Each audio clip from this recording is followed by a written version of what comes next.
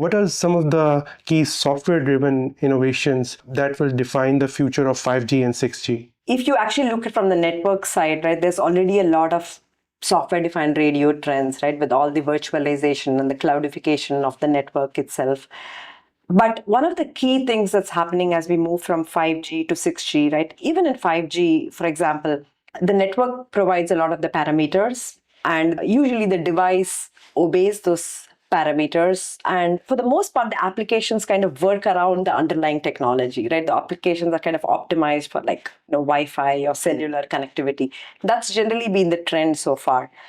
But now with AI and connectivity in this symbiotic mode, moving forward in 6G, we are having a paradigm shift in terms of thinking, hey, is it fair that the applications adapt to the network, or should the network now adapt to the user experience? If you now think about the problem in a different way, now you are talking about, on the network side, networks that are constantly self-learning, that are kind of aware of what the other networks are doing, what is the loading like, and dynamically adapt stuff.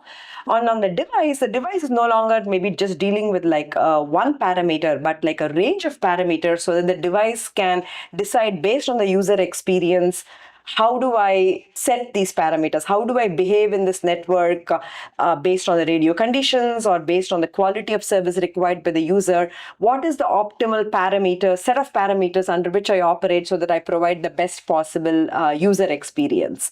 And then outside of the QoS, another thing that 6G is going to be doing, pretty much from the get-go, is making the protocol stack more optimal for all the different types of verticals, including satellite use cases, including massive IoT use cases, automotive, broadcast, everything. So that way, the standard inherently provides provisions and parameters, thinking about all these different verticals so that the user experience can be paramount.